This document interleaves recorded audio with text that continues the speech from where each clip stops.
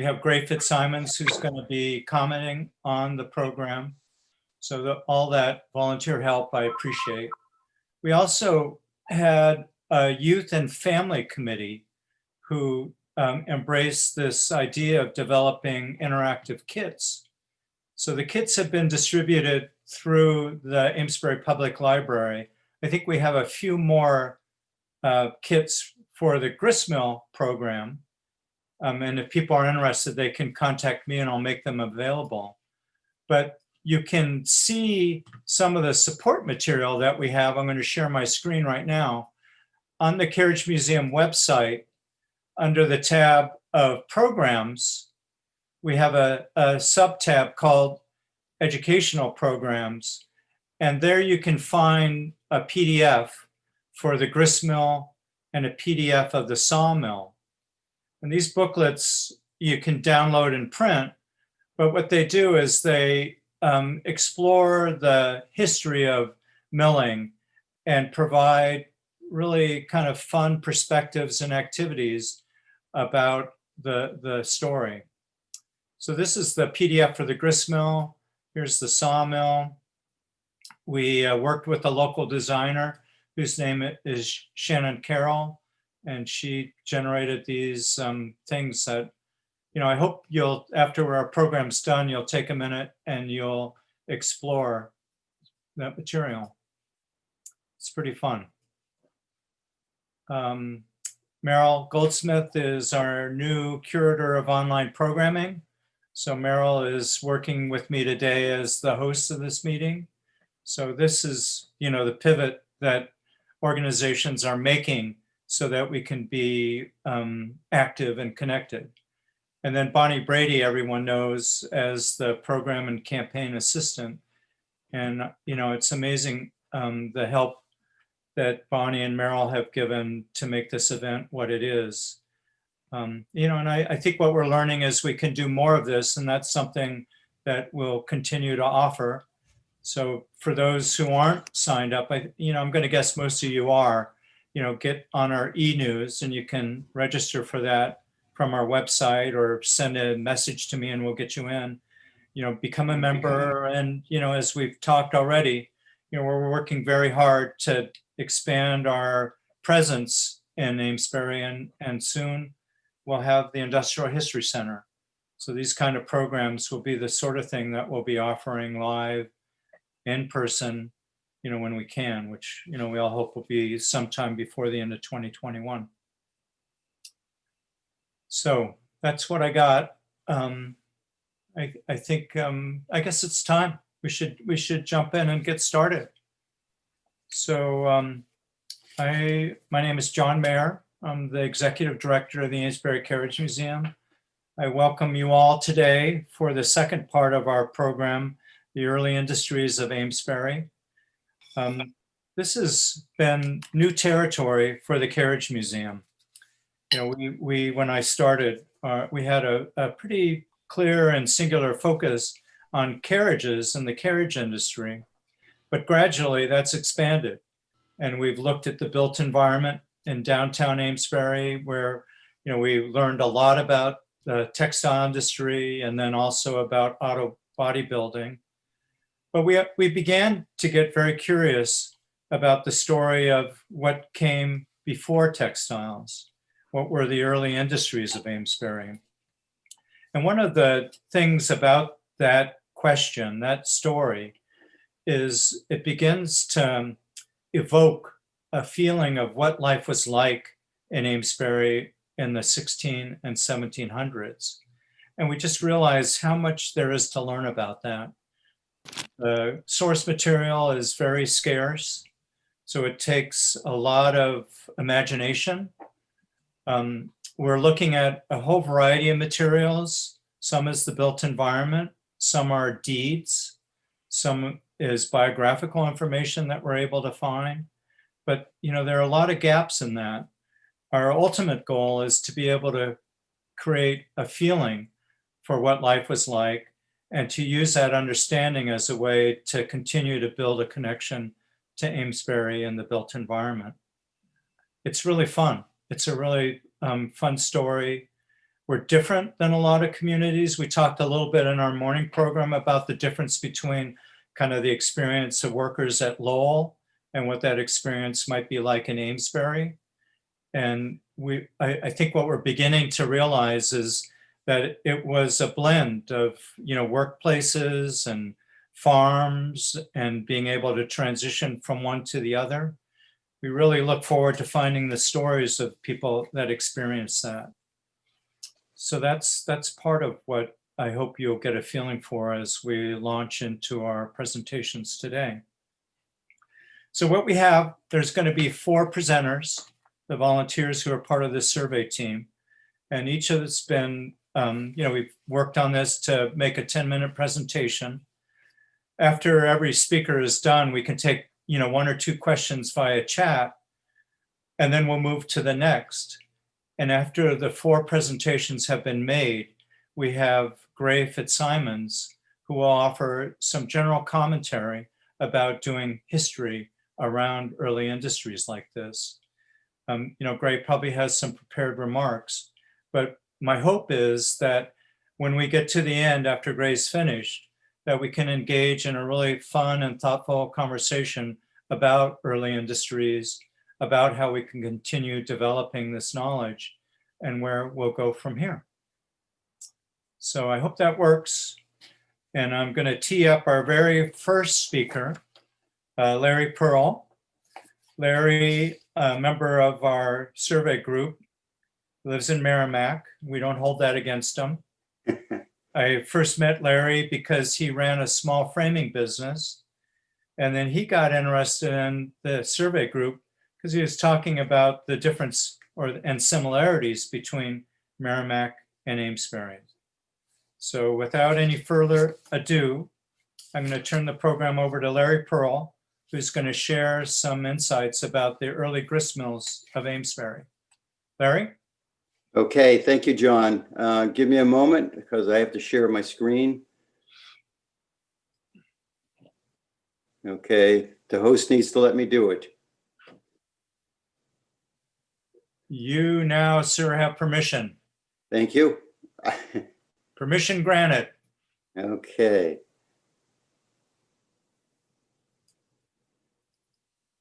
Three, two, one. Okay, we should be good. It's coming. Okay, so it's been a fascinating journey. Can you hear me okay? Yes. Okay, and you can see my slide? Yep. Okay. So yeah, it's been a fascinating process. I had a chance to explore some of the very first mills that were built on the Powwow. As John mentioned, it was a challenge going back to the 1600s, trying to find some good information. I think everybody knows where Amesbury is. For those of you who don't, it's obviously nestled in the northeast corner of Massachusetts, just above the mighty Merrimack River. We see Merrimack, my hometown, to the west, which actually was called West Amesbury until 1876. And of course, it was Amesbury was part of Salisbury to the east before splitting off. So what is a gristmill? A water power gristmill converts the energy from flowing water into power that rotates the upper stone. You can see on this early slide from the 1500s of it's either an Italian or French mill. You see the stones next to the miller, and the upper millstone labeled G is the only stone that rotates. So that's the one that's connected to the water power. There is a bottom stone that doesn't rotate, that's embedded. So grinding is a process that creates a food source from whole grains, and it also helps with food preservation. By 1792, the 7 gristmills on the Powwow demonstrate the importance of grain in early New England diets, although sometimes simply called corn mills, C-O-R-N-E, which at the time was a generic term for any type of grain. They were capable of grinding additional grains other than just corn. So who built these mills and why, what grains were ground? For this study, there were several sources that we took a look at. A primary one, obviously, is the History of Amesbury that was published in 1880 by Joseph Merrill. Another one was a compilation by Hurd, which actually included portions, Salisbury and Amesbury, written by the Amesbury was written by Merrill as well. In 1946, Pettingill wrote a short history of the industries on the Powwow. And I should mention Steve Klomps, who did a fairly extensive registry of deeds research and also town records search that was important, as you'll hear, in coming up with our conclusions. So unfortunately, given the early dates starting in the 1640s, we find somewhat different interpretations of the same events. Also, with virtually no physical evidence left to examine, so much has to be interpreted from limited and sometimes conflicting or ambiguous information. For example, it has long been believed that the first mill on the Powwow was a water-powered sawmill. This is documented in Merrill's History of Amesbury, and it has been long given as a fact. Where at a town meeting in 1641, a grant of 60 acres to a William Osgood to build a mill. Although Merrill concluded that the mill was a sawmill, in fact, additional research uncovered evidence that this first mill might have been a gristmill, and that the sawmill came soon after. Or perhaps because the mill was not completed in a timely manner, the grant was awarded to another person. What is clear is the difficulty interpreting the records of early events. For example, the records of the town meetings are not always well written. The wording or dialect makes them difficult to fully understand. They were written by different people. Some records are clearly chronological, while some appear to be grouped by event or subject matter. We know, for example, also that the early town records of Salisbury were retranscribed during the 1700s. This may have introduced some errors. So whichever came first, this is my opinion, that the technology for sawmills generated a tremendous amount of interest, and the number of deed transfers confirm this. Early settlers, on the other hand, brought with them from England almost 600 years of knowledge of building and operating water-powered gristmills. Although an important need from the earliest settlement, it was an older, better understood technology, and therefore nothing new. If we take a look at the map, let's see if we can locate some of the events and some of the first mills. Site number 1, just north of the Powwow, this was the site of Osgood's grant. And so we believe that this was where the first mill was built. Was it a sawmill? Was it a grist mill? By 1658, another mill was added. Site number 2, further up the river, up near the first falls, there is a recorded transaction of a grist mill owned by Barnard and Mudgett. Later called the Waite Grist Mill, was eventually sold for the nail factory on this site. Another important one is site number 3. This is an area called Osgood's Island. It's a small island that was surrounded by raceways and powered several mills. Records show that William Osgood built a grist mill here before 1699. And then further down, site number 4 towards the Tide Mill. This is a site of Richard Currier and Thomas Macy sawmill. The site changed hands several times, and eventually a grist mill here was added by 1778. So what about farming and grain? Grain has always been an important food source, and the seeds for planting was brought to the colonies from England. Grains would include things like corn, rye, oats, barley, and wheat. Buckwheat, although not technically a cereal grain, was often used as one. To give an idea, there was a later report in 1843 that gives us some idea of the quantities. So we show that, for example, Indian corn, there were about 2.2 million bushels produced. Rye would have been next with about 500,000 bushels. Wheat about 210,000 bushels, and then followed by barley and buckwheat. But we can't take farming any of these crops for granted. Farming for the early settlers was not easy. The corn seed, for example, they brought from England did not grow well. Fortunately, the Native Americans introduced them to their Indian corn, which for many years was the most plentiful grain grown in New England. A biscuit called rye and Injun, made from with rye flour and Indian corn, was a well-known dietary staple. Wheat was often plagued with diseases and insect infestations. So although an important grain, the crop yields were sometimes poor. Interestingly, other parts of New England, such as parts of Maine, had better luck growing wheat. It's also interesting to note, and is sometimes overlooked, that the millstones were in fact very important. Fine white flour made from wheat was the most valuable gristmill product, but it was also the most difficult to produce. Fine white flour required a mill equipped with special stones, which when properly dressed and adjusted produced the finest grain of grinding of the wheat. This type of work also required a high level of skill by the miller. And for many years in England and Europe, the best millstones for producing white flour was called a French birthstone. These were assembled from small chunks of rock found in a quarry in the Marne Valley about an hour east of Paris.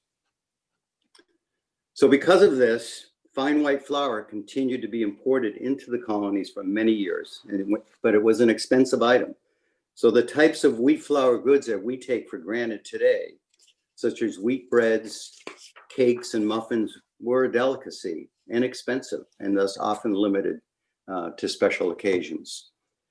So did they produce fine white flour in the Powwow mills? Were any of the mills equipped with the stones for making this fine white flour? I could not find any evidence that the Powwow mills were so equipped or that they produced this type of flour. More typical of the type of millstones that we find in New England mills, this is one from a Sudbury mill, Sudbury, Mass. Most likely a pair. Okay, you'll notice the one on the left is most likely the bedstone. This is the stone that does not rotate. Notice the notch in the right-hand millstone. So this is where there's a metal bracket called a rind that would sit on top of the rotating spindle. So this was the only stone that would rotate. And this was kind of a typical spiral grinding pattern that's in the stone that would be used to grind, coarse grind things like cornmeal and coarse grains. This, if you were in the morning session, you heard John mention it. This is actually a millstone that sits today in the upper mill yard. It's a piece of granite. Unfortunately, we can't see the bottom of the stone, the cutting surface, to see what it looks like, see what the grinding pattern is. But we do notice these two holes, and there is a corresponding hole on the other side. Iron rods would be inserted, and a heavy wooden crane equipped with a screw mechanism would be rotated over the stone and would lift and invert the heavy stone so that it could be dressed or sharpened. The stone weighs around 2,000 pounds. Lifting these stones and moving these stones could be dangerous, and folklore superstition indicates that a millstone involved in a serious accident might be retired and never to be used again. Could that be why the stone is split? One surprise I did come across during my research was the discovery that pieces of French birthstone were in fact imported at great expense into Massachusetts. Notice the date, 1628. Okay, this is almost 15 years before the first mill on the Powwow. So were these stones destined for a New England mill, or were they assembled and shipped elsewhere? Unfortunately, I really don't. I've not been able to find out the final destination for these French millstones. Thank you very much.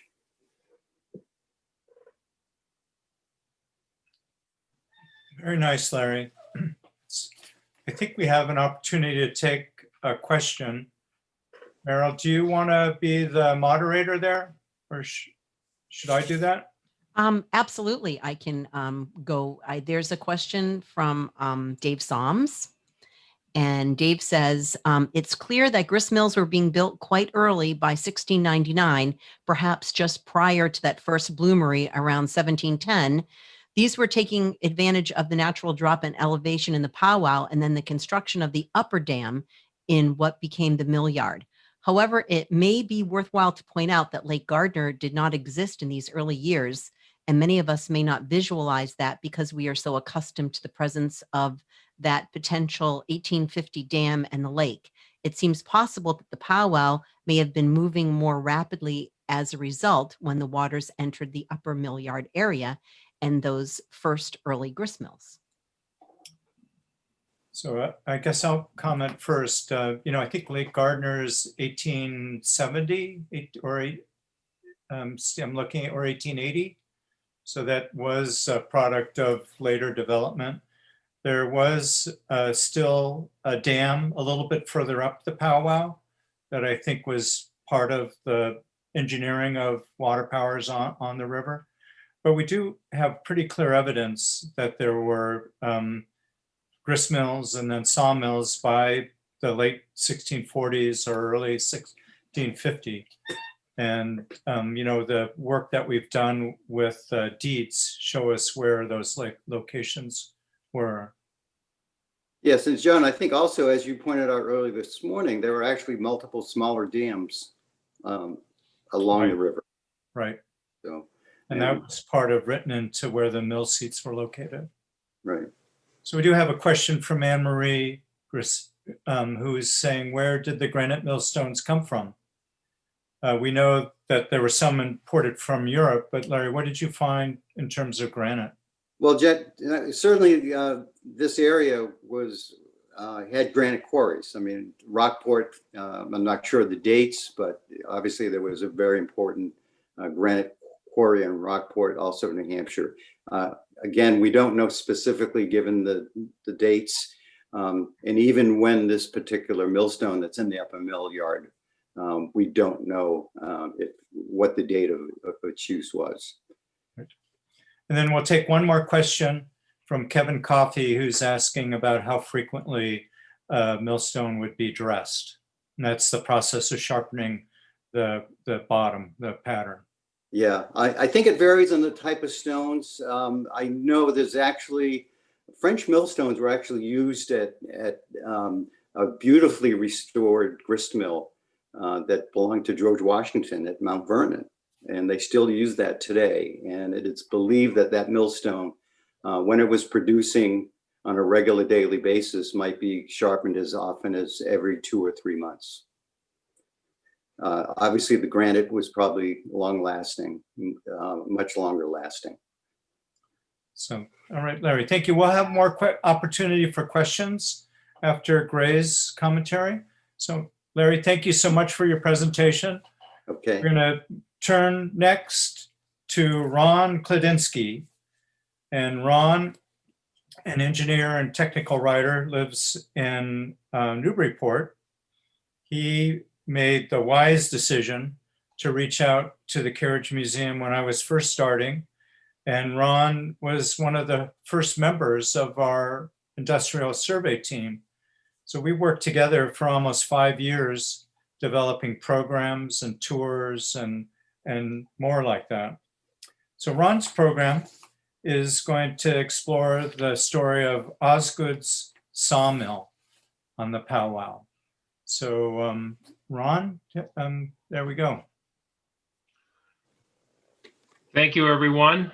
Let me just see if we can get this going here. All right, I'm hoping everyone can see that slide that says Osgood Sawmill. Yes. Good, good. Okay, for the next 10 minutes, we're going to talk about William Osgood and his sawmill on the Powwow River Falls. Some historians, as Larry said he built the first ever sawmill on the falls in 1641, and that it was a sawmill. But as Larry just said, a review of deeds by Steve Klomps raises questions about whether it was the first mill in the falls, whether it was a sawmill, and whether it was built in 1641 or maybe 1650. But these questions are so new that we're going to leave those for a future program. As John said earlier, there's so much more to discover and learn. So why do we care about these sawmills on the early Powwow, or grist mills for that matter? Well, one reason is these mills were the starting point for 300 years of industrial prosperity in Amesbury. There's also an engineering story here about putting these mills together. There's a business story, there's a profit motive, and it's a story about the people involved and their motivations. So for the next few minutes, we'll talk about the purpose of sawmills and how they worked, the importance of sawmills, the pretty exact Osgood mill location, how that mill came to be built there, and how these sawmills brought prosperity to Amesbury. So the purpose of sawmills, I guess, might be obvious until you, if you think about it. They converted logs into useful shapes, such as beams, boards, and planks using water power. A few mills used wind power, but I think they were relatively rare in this area. Without sawmills, producing lumber was hard work. Colonists had to make crude boards with a process called riving. Riving was working your way along a log, splitting it with wedges and a mallet. If you wanted smoother planks, you used a pit saw. Two men pushed and pulled a two-handled saw blade, and this is obviously back-breaking work. Men working with a pit saw could produce 6 or 7 boards a day, so you can imagine how expensive these must have been.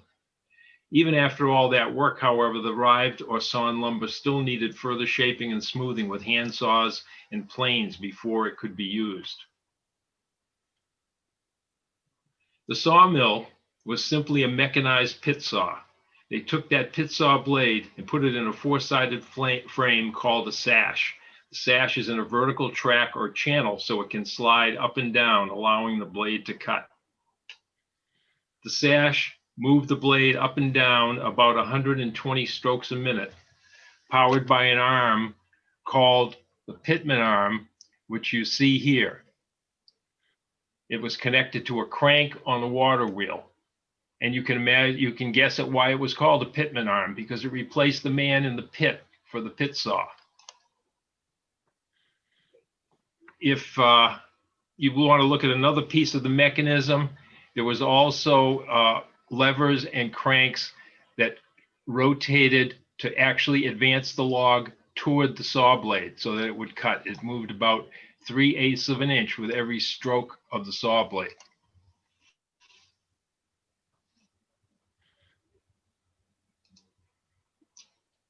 So the benefits of sawmills, obviously they saved labor, they increased efficiency, and this was important because labor was scarce in the colonies and it was expensive. They also made lumber more abundant, and it was much needed in the colonies for building houses, ships, fences, anything that needed wood, and that was pretty much everything in those days. So it made necessities less expensive for the growing community that needed them for housing, building, and trade. And with the abundant timber in the nearby forests, there was money to be made.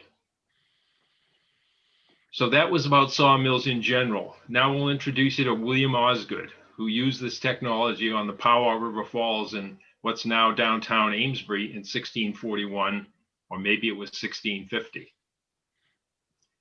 So we've already oriented people to the location of Amesbury, about 35 miles north of Boston. But if we go to downtown Amesbury today, the site of Osgood's Mill is right here, just below the Main Street Bridge. If you're familiar with downtown Amesbury, it's sort of behind the Sylvaticus Brewery, right on the banks of the river. Of course, there was nothing else there in 1641. Here's a view of what this site looks like today. Of course, both banks have been developed heavily, so it's not much to look at, but I'm guessing the riverbed didn't change much.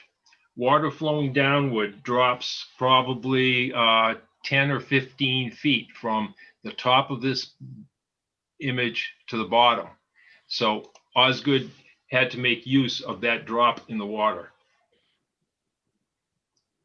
Here's a sketch of how Osgood's mill might have looked. A wooden sluice or flume carried water from the high location on the falls and directed it onto a water wheel, where it would turn the wheel, powering the machinery and saw blade inside the building, which we saw in the earlier slide. The building that I showed in the previous slide looked more like a grist mill because historians have speculated that most sawmills were open on 2 or 3 sides. So the sawmill might have looked more like this than the building in the previous slide. So why did he choose that spot? Well, obviously there was the steep natural fall in the water level, but also it was close to tidewater, so transportation was nearby. And then from there, he could access the Merrimack River and the rest of the world quite easily.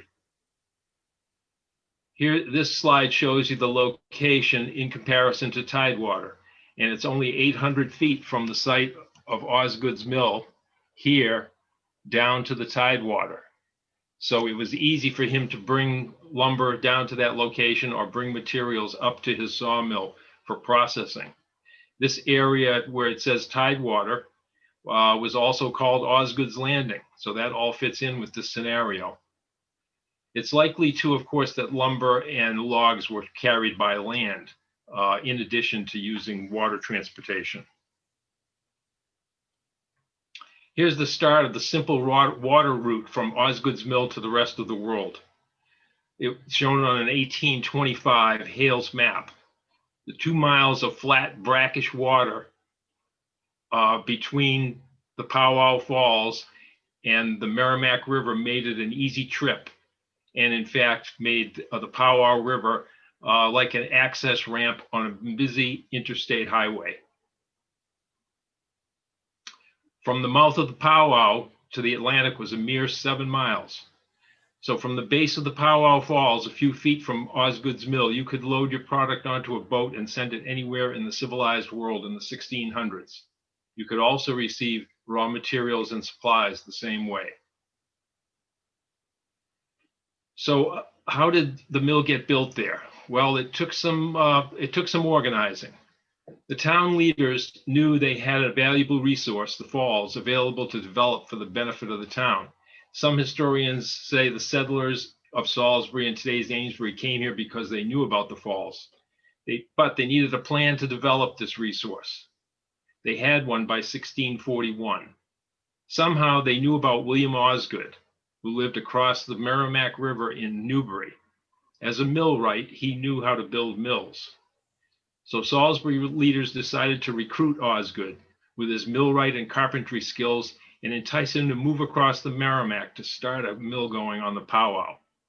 The proposal seems like a good one, an offer he couldn't refuse. 60 acres of land and protection for competition, as long as the mill is sufficiently maintained to supply the entire town. His family must have said, "You'd be crazy to turn this down."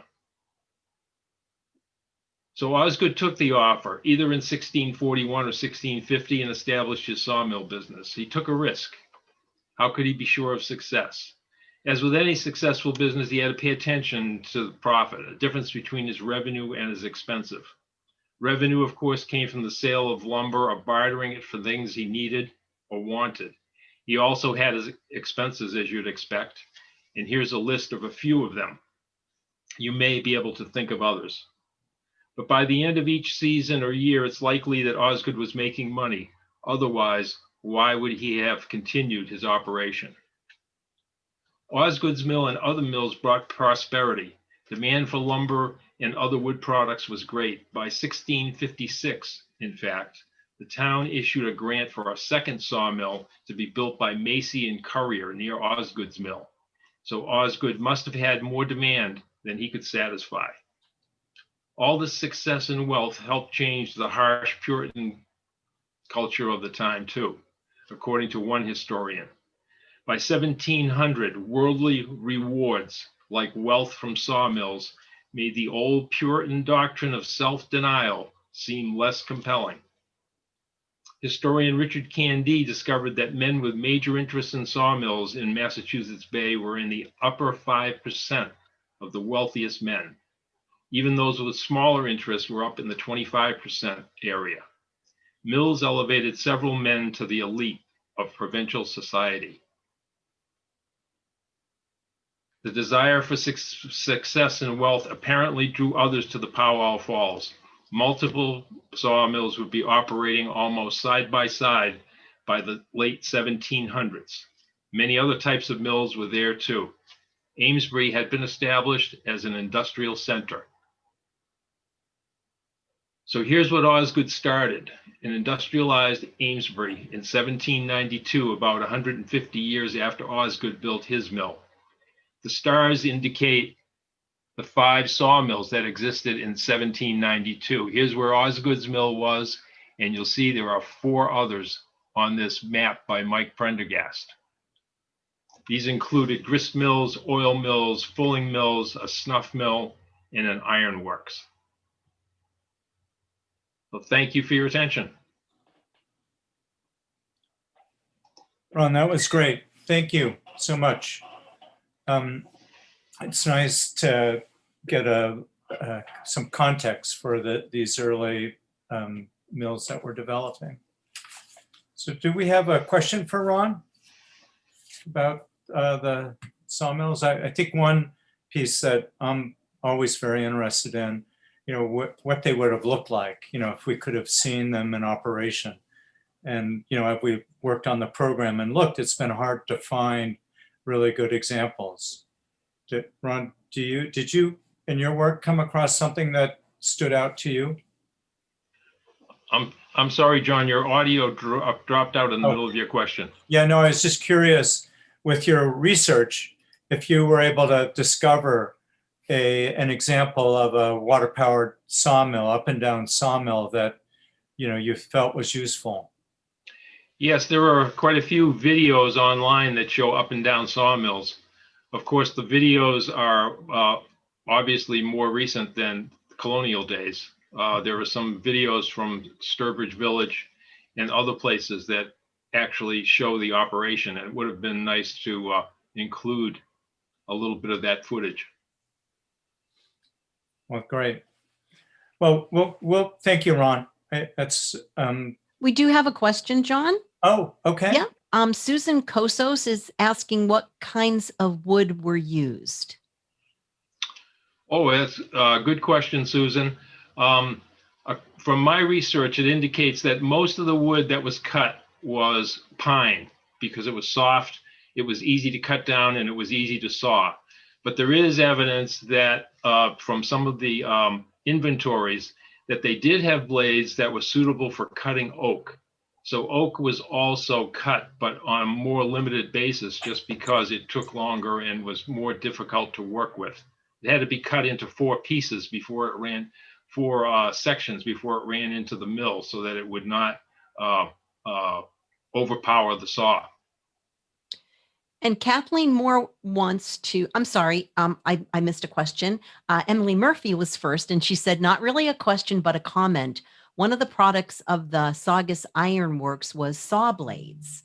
So can you connect that to what you've been talking about, Ron? Yes. One of the points of discussion among the historians that historical records that I consulted talked about where these blades came from.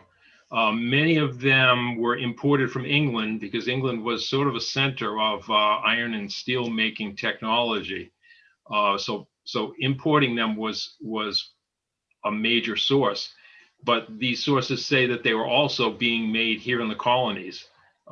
So probably the Saugus Iron Works would be a likely site for producing such blades. Kathleen Moore wants to know, was raw lumber brought to the mills on the Powwow? Well, I didn't find any direct evidence of that, although there is some discussion in some of the documents about being responsible for clearing log jams in the river and who is responsible.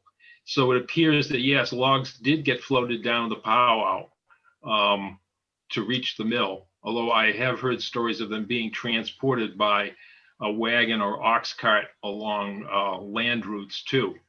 I have not seen anything about logs actually coming up the Powwow. For example, did they cut timber, say up the river a little ways and then bring it down the Merrimack and then up the Powwow? I mean, that seems like a possible route to me, but I saw no one talking about that. Do we have time for another question? One more? Yeah, let's just do one more and then we'll move to our next speaker. Thank you. Okay, this is from Anne Marie Gersino, and she says, how do Amesbury's sawmills compare to Lowell's, the number of mills, access to water, transportation, etc.? Oh, that's a good question. Lowell was much later than the time period we're talking about. So the mills here were much more primitive than would have been installed in Lowell maybe 100 years later.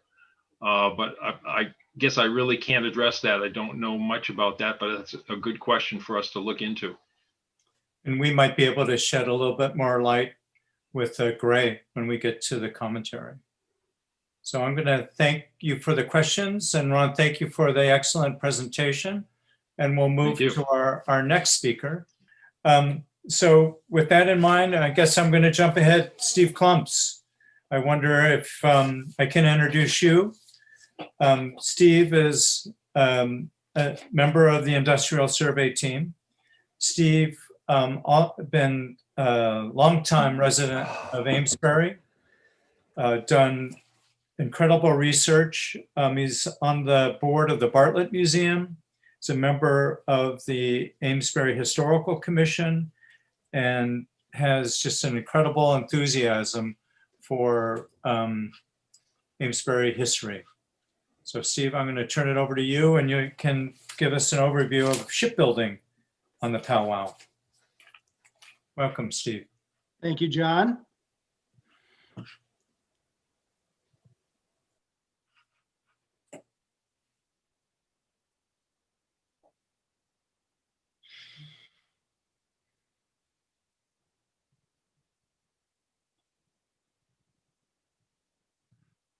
Okay, we'll get the slideshow going here, and we'll spend about the next 10 minutes or so exploring early shipbuilding at Osgood's Landing, focusing on the location, and then also looking at 3 very different vessels that we know were built there in the 1600s.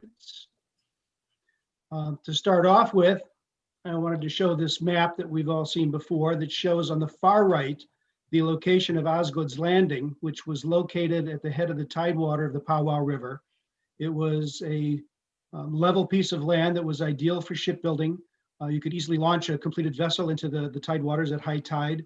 And as Ron had mentioned, then it was an easy trip to float down the Powwow River to the Merrimack and then to the Atlantic Ocean, and from there anywhere in the world.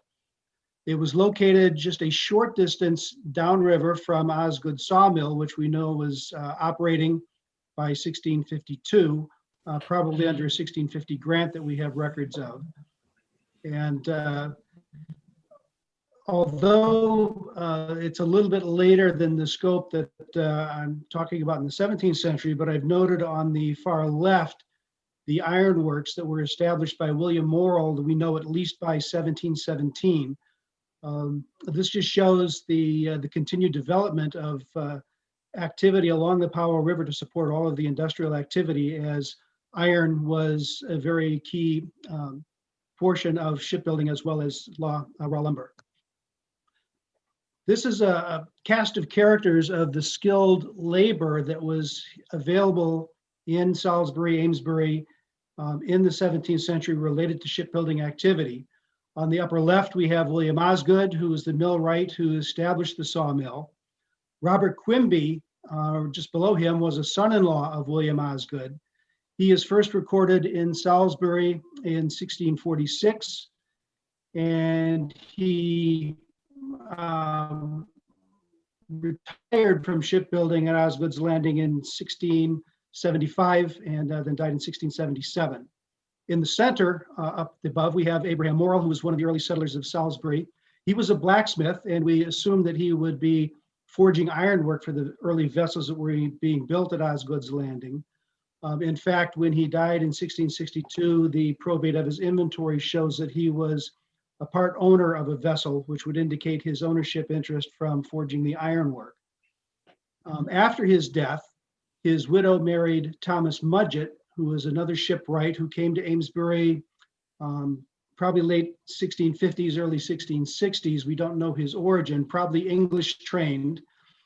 After Robert Quimby retired, Thomas Mudgett leased Osgood's Landing as a building place in 1676. If we look at the four sons of Abraham Morrill, Isaac, his oldest, was already an apprentice blacksmith at the time of his father's death, and he continued his training and took over his role for forging ironwork for the vessels being built. The three younger sons were all trained as shipwrights by their stepfather, Thomas Mudgett. And we also know that Thomas Mudgett had an apprentice shipwright, Samuel Getchell, in 1678. And then again on this chart, I'm showing William Morrill, who was the son of Moses, was the individual who established the ironworks on the Powwow above the falls before 1717. So we've looked at the location and the resources and the skill that was available. Before we get into the specific vessels, I'd like to just do a quick overview of what we know about colonial shipbuilding in the 1600s. In general, the vessels that were built at this time were quite small. The average size of all the vessels built in colonial New England are estimated to be about 30 tons, which would equate to be about a vessel about 40 feet long. A few large ships, over 175 tons, were built in the colonies, generally for English owners, and they represented only about 1% of the total production in the colonies during the 1600s. And as John had mentioned, working with this very early activity, that there's very little information about specific vessels and about builders from this period.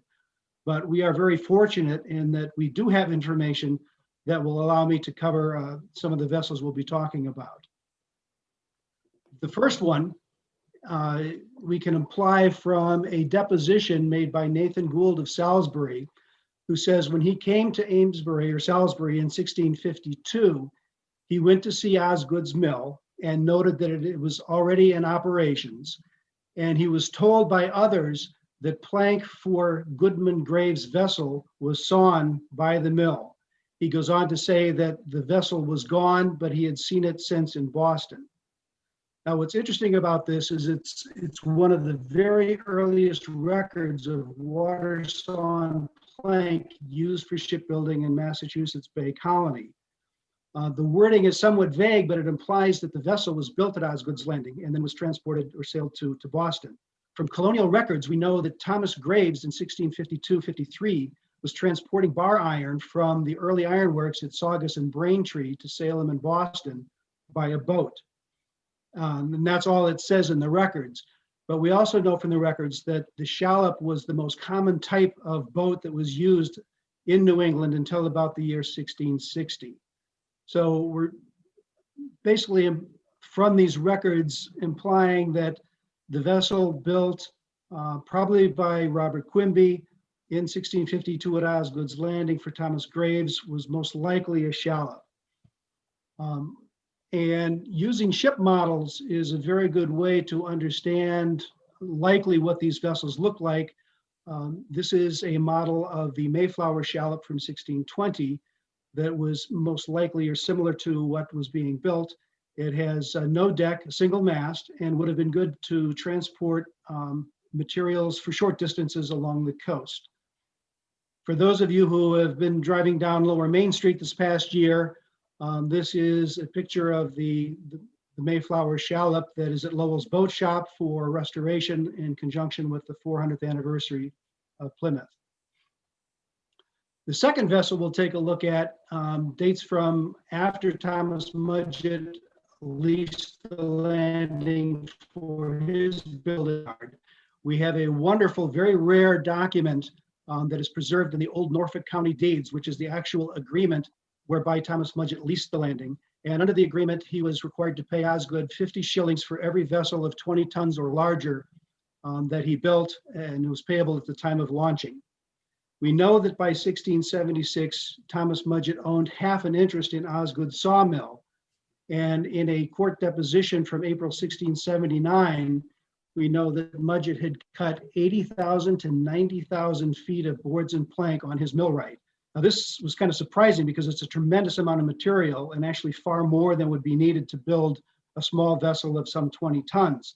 So it made me wonder, what was he up to? And that question is answered in July of 1681 when Thomas Mudgett launched a 200-ton ship called the Daniel and Elizabeth that he built for an English merchant. And we also know from the records of the time that when the ship was fitted out, that she mounted 12 cannon. So this vessel would have been what was called a merchant frigate that was intended for the transatlantic trade. And again, turning to a model as to what this vessel would have looked like, this is an example of a model for a 17th century merchant frigate of about 200 tons in size, mounting 12 guns. Full three-masted shipwright vessel with 2 decks, and quite large. The deck length is 94 feet, with the overall length, including the bowsprit, would be well over 100 feet. So this was, again, a major ship built for English merchants, intended for the transatlantic trade, again, representing only about 1% of the total production in the colonies during the 1600s. So it's a very impressive piece of early shipbuilding in colonial New England. The final vessel we're going to take a look at is known as the Ketch Salisbury, that was built in 1683 and launched in early 1684. She was 445 tons, which is more common to the type of activity that was going on in this period. The ketch rig became obsolete early in the 18th century, but it was the most common during the 1600s. Smaller ketch rig vessels of 20 to 30 tons were used in the offshore fishing trade, and slightly larger ketches from 40 to 50 tons were used in the West Indies trade. The Salisbury is interesting that unlike the large ship Daniel Elizabeth, this was owned locally in 8 shares, owned by the builders, by the blacksmiths who ironed her, by the captain who was the master of the vessel, and by local traders. It's interesting too that in 1684, these 8 owners petitioned the Massachusetts General Court to establish a port of record on the Merrimack River. Until that time, the closest port of record was in Salem, and it was to a great disadvantage that those who were working out of the Merrimack River had to go to Salem first before they could depart or record their imports. This is, again, another ship model based on plans drawn by William A. Baker, who was a noted naval historian, of a colonial ketch that he designed of 43 tons, so very close to the 45 tons of the Salisbury. It has 2 masts, 1 deck, roughly 51 feet on deck. So it's a good example of what the Salisbury would have looked like. When we look at the size of the Salisbury at 45 tons and the types of uses it was put to, we would expect that it would have been engaged in the West Indies trade. And we're very fortunate that there's a fragment of English shipping records relating to Massachusetts ports that has survived from 1686 to 1717. And in this fragment of records, we have the fact that the Salisbury of Salisbury plantation built ketch, 45 tons, was entered out on 30th of March, 1688 under Henry Wheeler Master, bound for Barbados, carrying lumber, provisions, and 4 horses. So this is a record of our locally owned vessel going out to the British West Indies. Lumber is shown as an export item, which we know was used locally, but also was very important in the exports. I was surprised about the 4 horses, and looking at the research, discovered that horses were a very important export commodity from New England to the West Indies. The horses were used in the sugar plantations to haul sugar from the field to the mills, and then actually also to operate the sugar mills themselves. On the return voyage, the Catch Salisbury would have imported products from the West Indies, primarily sugar, molasses, and rum. So that concludes my presentation. Steve, thank you. All right. I think it's pretty incredible to visualize the type of things that were being built on the Powwow. And I think when you first told me that there were shipyards down in the Tidewater, that completely blew my mind. I mean, just the whole logistics and magnitude of that enterprise is incredible. Using the ship models to illustrate that, definitely brings it to life. And it's really a pretty incredible part of our story. So you've been working on this for a long time. So what brought you into looking at the history of shipbuilding?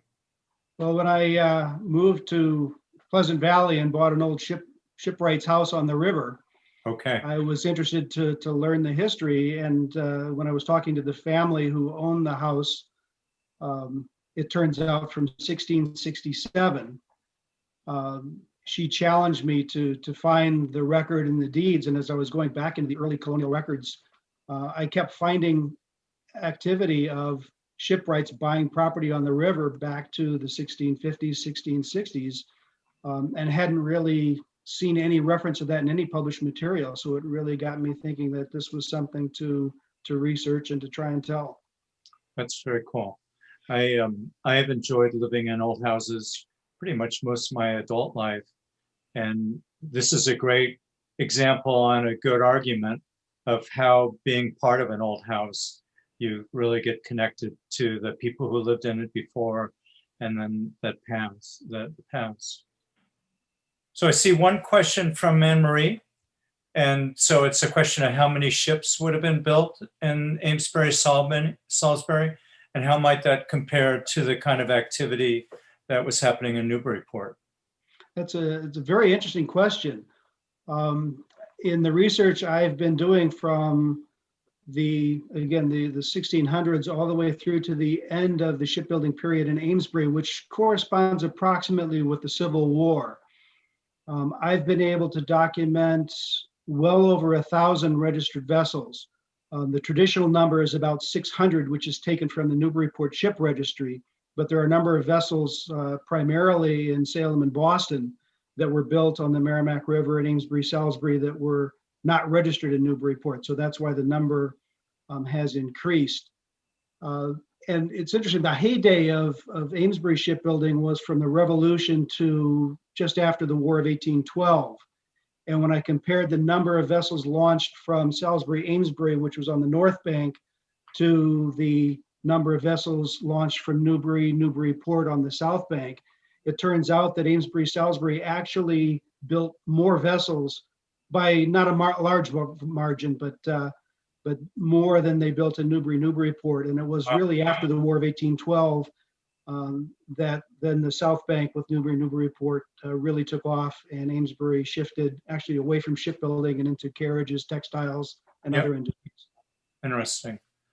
One more question, and then we'll come back to Tom.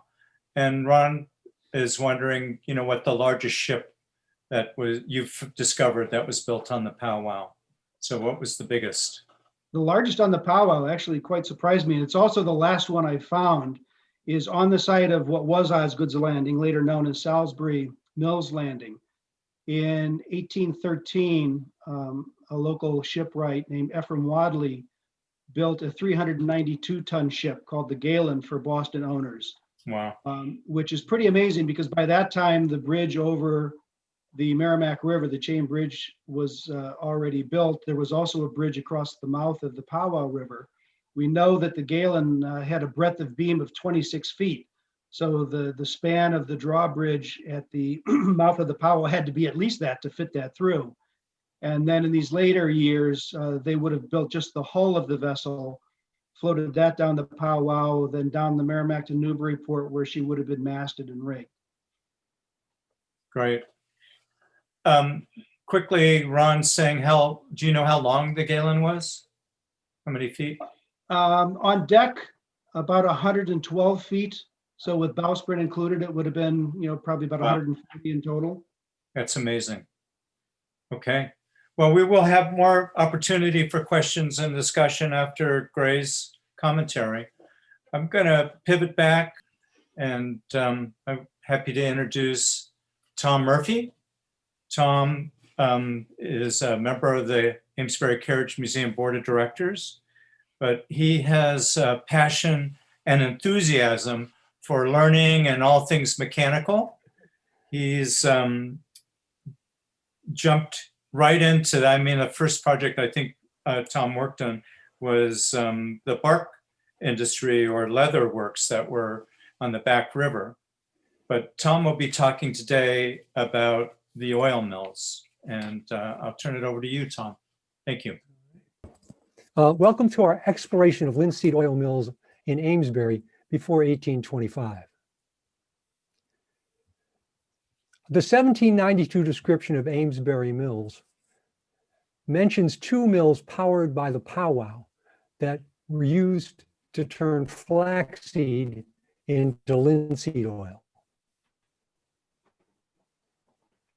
The 1825 map of the nail factory and ironworks shows that what the Powwow looked like about 30 years after the 1792 description. We can see that across from the old ironworks, the 1825 map shows a small building on an island. This is one of the oil mills, but what might it have looked like? The 1825 map shows it as a small building, perhaps the size of the building that housed the Powwow oil mill built in 1790 in Stockton, New Jersey. What about the other oil mill? In a deed for May 21st, 1811, Jacob Morrill transfers to its sons Jacob and Jonathan ownership of property and an oil mill privilege, that is a right to use a certain amount of water to power a mill. The deed places the mill on the Powwow down near the tidewater. So the 2 oil mills are at either end of the Powwow Falls, one powered by the first dam and the other powered by the last. Linseed oil comes from flax plants, but flax plants are also used to make linen cloth as well as linseed oil. To harvest flax for both cloth and seed, after the seeds mature, the plants are pulled from the ground rather than cut off to preserve the longest possible fibers. A nasty looking device called a rippling comb is used to separate out the seeds. But why make linseed oil? Linseed oil was used to create oil paint and window caulk and to protect wood. Ready mixed paint became available after around 1870. Before that time, paint would be mixed in usable batches on the spot. Joseph Merrill notes in his History of Amesbury that those who painted the West Meeting House used linseed oil derived from 33 2/3 bushels of flaxseed. Since on average in the early oil mills, a bushel produced a little less than 2 gallons, they needed about 62 gallons to paint the building. Not a surprise, since it is a big building that has survived, the Rocky Hill Meeting House. In addition, Merrill also points out that flax was widely cultivated in our area and that linseed oil was made at home as well as in oil mills in Amesbury. But why build oil mills on the banks of the Powwow River? How does linseed oil manufacturing use water power?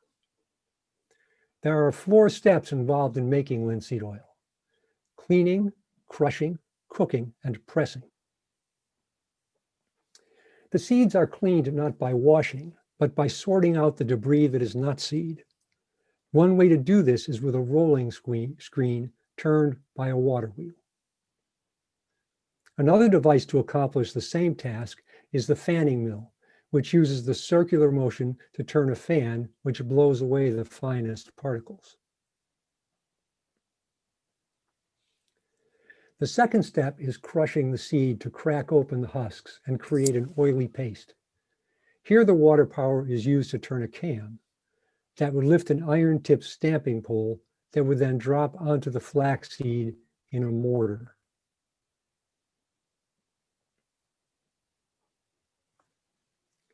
The next step is heating the crushed seeds to about 240 degrees Fahrenheit to make the oil easier to extract. At the time of our mills, the cooking would be done over a wood fire. Burning the seed reduced the amount of oil that could be extracted. So the constant stirring of this machine would keep that from happening. The fourth and final step, the wedge press uses the trip hammer again, paired with a wedge to apply intense pressure to the flaxseed mush. The heated, crushed seeds are pressed to extract the oil, and the left behind oil cake goes through crushing, cooking, and pressing again.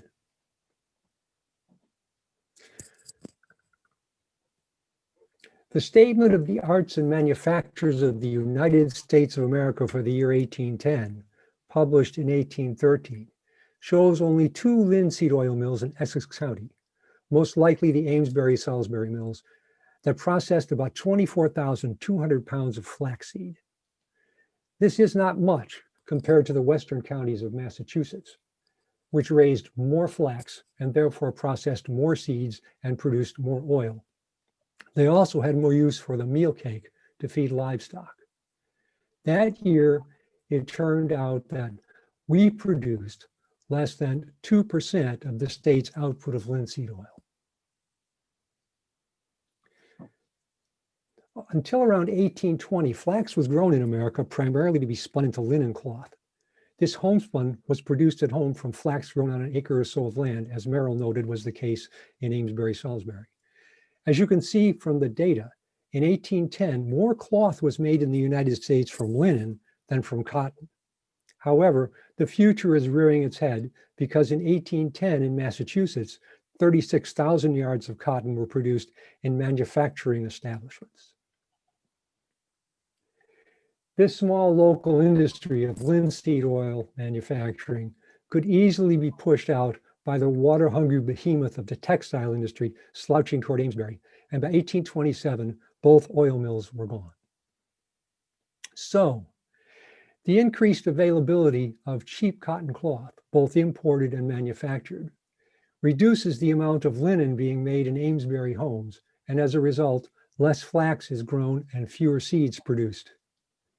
With the supply of seeds drying up, local linseed oil production becomes more difficult and expensive, and oil mills become less profitable. Using a mill privilege to power a textile mill would realize a much higher return than an oil mill would. As textile mills proliferate, cheap cotton becomes even more available. If you are a cotton manufacturer, this is a virtuous circle.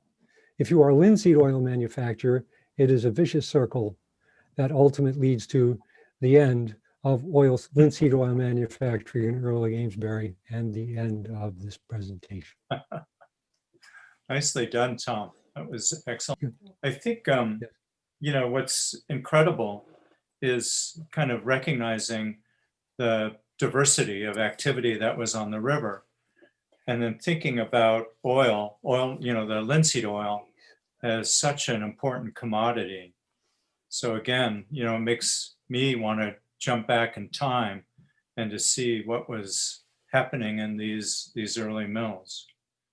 And linseed oil, I mean, oil mills are a rare beast. I think when we first were thinking about it, we're all thinking of Standard Oil and refining. So, Tom, do you want to share any perspective that you might have on what you discovered? Well, I was surprised. Well, the business about the paint surprised me. The fact that if you wanted to paint something and you went to a merchant to buy paint, what you ended up buying was something to mix paint with. Like in the Amesbury newspapers, there was an ad from a New York company that was selling the finest of paint, and you could buy a 300, you could buy a barrel full of it for $6, which would last you, I think, for a very long time. Right. But that idea that painting was something was sort of a do-it-yourself thing where you had to come up with the linseed oil to do it. And there was small-scale manufacture of linseed oil. One of the things that they figured when they wrote that survey of industries in 1813 was woolen manufacturing and cotton manufacturing had started to become automated to a certain extent. And they assumed that flax, that linen manufacture would also be, but it turned out that the linen manufacturing process was so complicated that it didn't lend itself well to mass production, and the cotton had become so cheap, and the source from the South and all this sort of stuff. So it sort of dried up in both directions. People stopped growing flax for linen, and there was just no demand to raise it on a big scale. So Emily Murphy has a question, and after this, then I'll introduce Gray. But she's asking about the relationship with the growth of the town and the loss of farmland.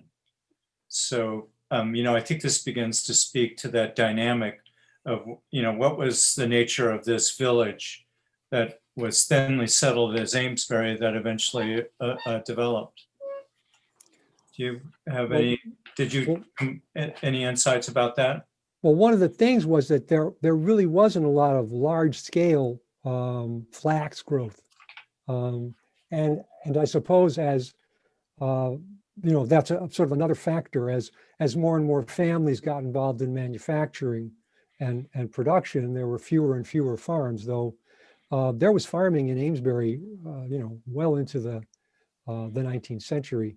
So that, but the fact that there weren't so many small family farms raising small patches of flax to spin and weave linen for their own clothing meant that dried up, that source of material dried up. So there was less raw material to feed into the process.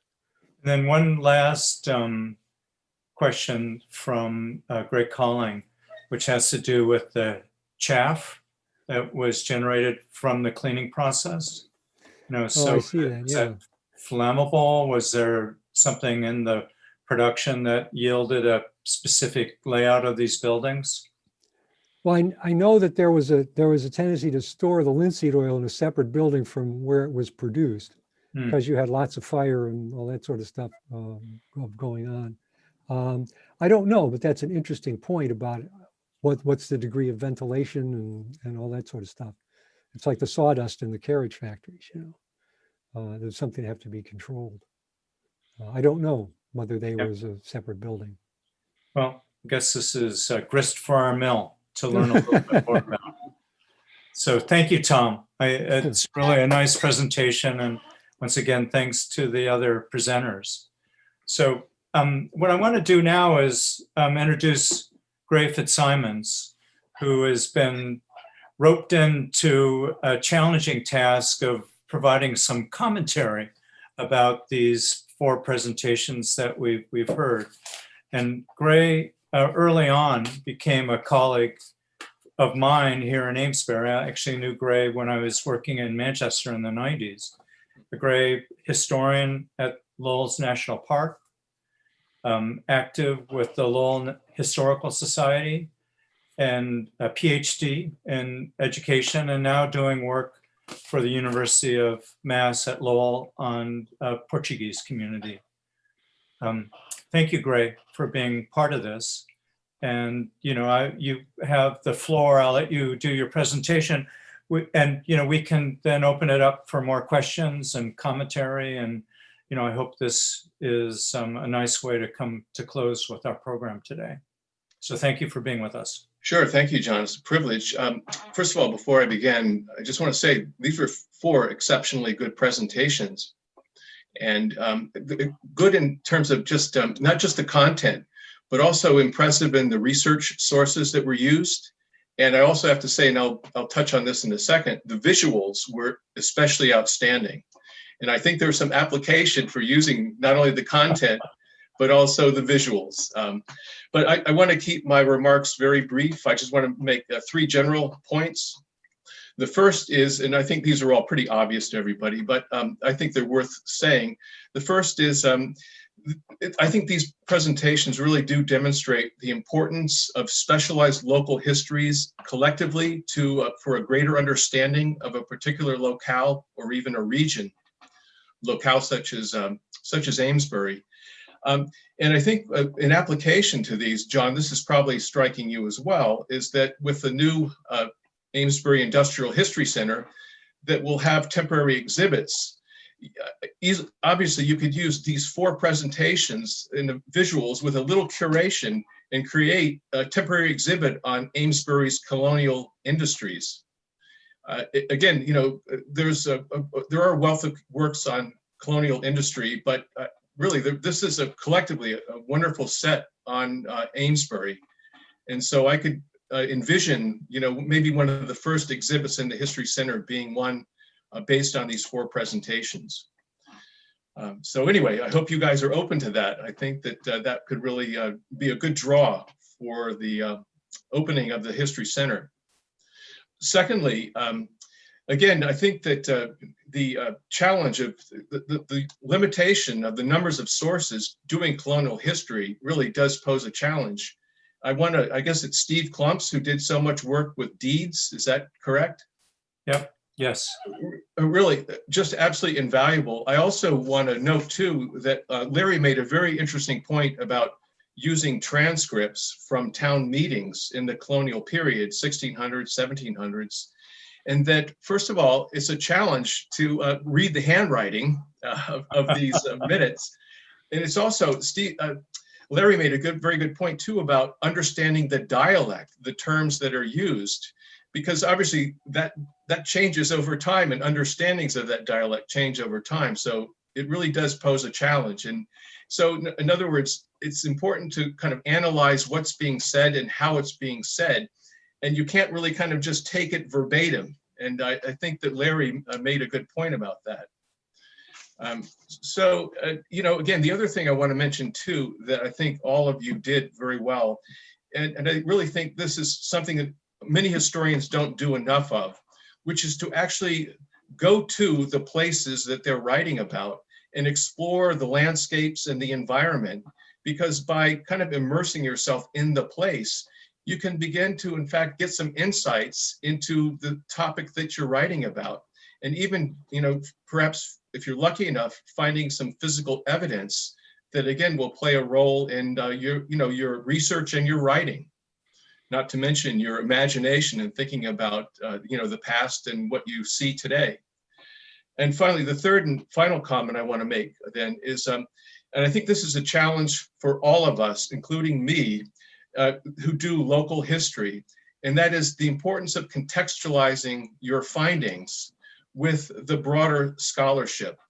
And it takes, all the time that it takes just in fact to do the research and writing of your own specialized local area, there's even more involved in terms of time and effort in, finding out kind of the pertinent key other scholarly sources that again can help you, contextualize your own work.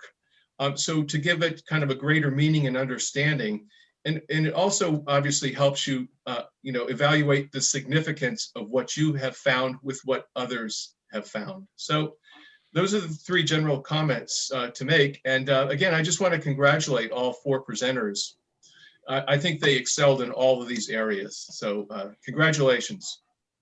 Right, that's great. It's really fun for you to give such a nice endorsement and recognize work that, our research are all volunteers. We've sort of struggled over this past year to put this program together. And I what your comments, really validate the effort. And I hope it inspires us to keep going with this work. And kind of with that in mind, Greg, a year from now, after our big History Center opens and we open our exhibit, what would you think would be some additional studies that could come from this kind of work that we've done? Well, I do think this is the wonderful thing about Amesbury. I mean, obviously, like, in addition to the work that's done here, has been done for these presentations, thinking too about morals history from, decades ago. I think that really, and there has been some work done by historians of Amesbury relating to labor history, political history from the antebellum period. But I do think there is a need, and I think, John, you and I found this in working on the mill yard history, the need for, again, for more research, thinking about and writing about the antebellum period. I think in one of the, maybe, John, it was in your presentation this morning, there was a question about who were the workers? Where did they come from? Did they come, this is thinking about, again, the very early industries in the early 19th century. To what extent were they from the surrounding farms, for example, like you find in places like Lowell? To what extent were they immigrants? So I think there's definitely room for doing additional kind of social history, immigration history research. It does seem like there was a sizable Irish population by the 1850s in Amesbury, who in fact were filling the ranks of the mills, and were often brought in when there was labor distress or strikes to take the place of native-born workers. So I do think that that's another area that's ripe for study. I also think too that as much as there has been done on the carriage industry, and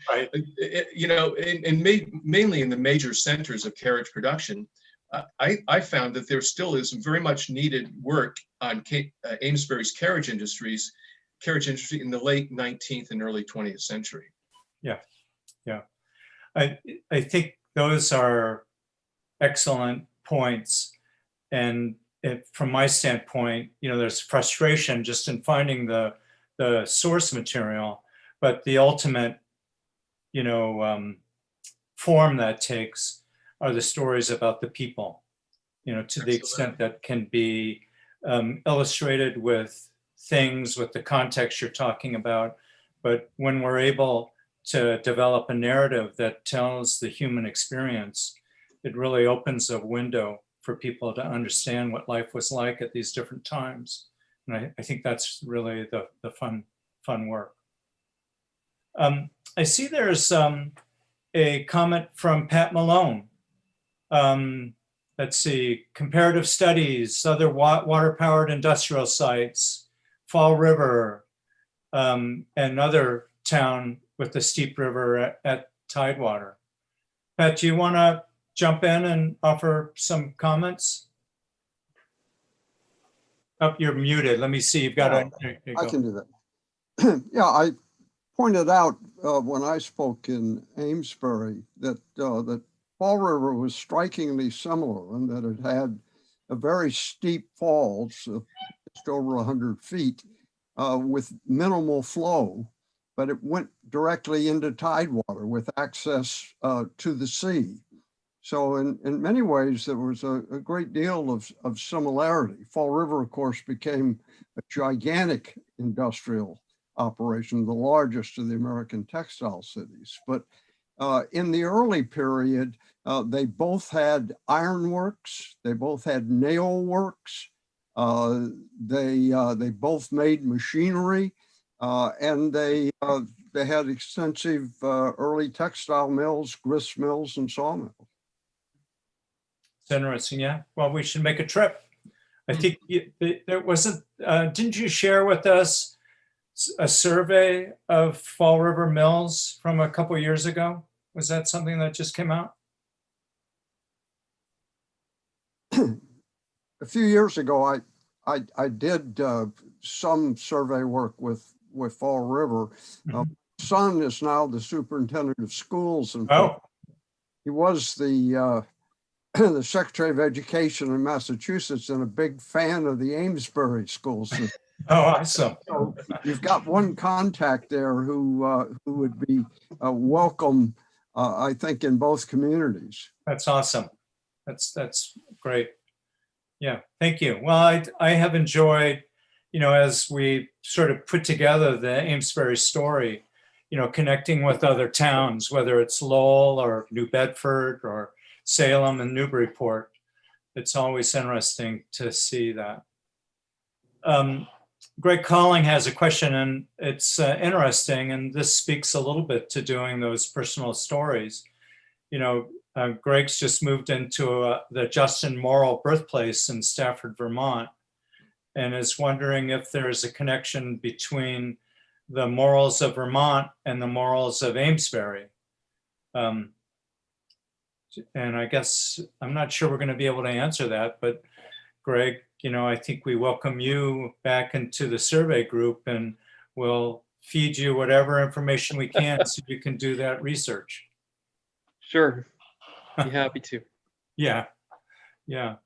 Emily Murphy. My question to Steve. Yeah. Oh, well, why don't you post that? Yeah. Oh, I did. What was who was the shipbuilding family that lived in his house? Oh, it was the Worthen family. The Worthens. Okay. Oh, wow. Yeah. And, I think another insight that, Steve has helped with, and I think about this a lot, we mentioned Anthony Connor's book, Ingenious Machinists. So thinking about what the climate was like for people who were building machines, and, the Worthens and the Winkleys and, Paul Moody, and, there was a lot of creativity and innovation that was happening in our community, and it's important. Let's see. Emily Murphy has this question: with the social economic structure of the town in the 17th and 18th century, how did entire families contribute to the introduction and expansion of industries? So I think this is speaking to, the early period where there was farming was essential, but that people were moving between these different trades. Greg, have you ever encountered those kinds of studies that show that sort of dynamic? Well, one thing that I think is interesting is that those who are kind of become the leaders in particular industries, not surprisingly, tend to be from the elites in the community. And in fact, the rags to riches myth is in fact something of a myth that goes back to the colonial period. So therefore, they tend to be also over time kind of related in marriage and through family connection. So you do tend to see, the emergence very early on of an elite class that either is based on commercial interest or increasingly industrial interest. So you begin to see very early on some very interesting, class dynamics forming, even in the so-called, pre-capitalist colonial era. Mm-hmm. Interesting. This is Steve speaking. It's interesting with William Osgood. When he first came from Newbury to Salisbury in 1641, he entered Salisbury at the lowest level of economic strata. He got only a 1 acre house site instead of a 4 acre house site. So he was a young individual, unmarried, and by the time he died in 1700, he was one of the wealthiest men in the town. So it does show that somebody with ingenuity can or could increase their status quite significantly. One more question, and then I'll have some closing comments, and then I'm happy to linger if others want to linger just for an open conversation. And this from Rick Coughlin, who's talking about in the 17th and 18th century, governors in New Hampshire complained about the waste and the use of the white pine from the forest. And he's asking a very specific question, because this is associated with using something called a double saw. Greg, do you have any experience with a double saw and know what that might look like? You have any ideas? Were you asking me, Yeah, John? yeah, Or, yeah. well, I would probably put that question to Ron, who's done more work more recently on the sawmill technology. Ron, are you still there? I'm here, but I have not come across the term double saw. I'm assuming that might have been where you had 2 saw blades in 1 sash. Yep. So that it made 2 cuts at once. Yep. And I think there were some that even did more than that. Again. Yes. I've seen pictures of 4 or 5 blades in 1 sash. Yeah. But I did not hear anything about someone complaining. So that's Rick, that's new to me, Rick. I'd be interested to see more about why they thought that was wasteful. Maybe there was something in the process Yeah. that caused it to be less efficient than a single blade. Yeah. There is some history about, the lumber abundance that was in the, the early colonies, and how that, really differentiated between, say, England and what was happening in the these early settlements. So it's a little after 2, and I think this has been wonderful. I know we've worked on this for quite a while, and each of our presenters, sweated and agonized over, why did I say I was going to be part of this program? But I have to say that collectively, this really is exciting beginning. It opens the door, it shines lights on some stories that I hope that we'll be able to develop more and more. So thank you, presenters. Thank you, Larry, Ron, Steve, and Tom. Greg, I totally appreciate you being part of the program. My pleasure. It's nice to see you again, and I totally appreciate you being part of this. My thanks to Meryl and Bonnie for your work and helping make the program a success, and Pat and your Youth and Family Committee for the kits that were generated. Here we are doing virtual programming. I have a feeling this is going to continue for a while. So, help us get better at it.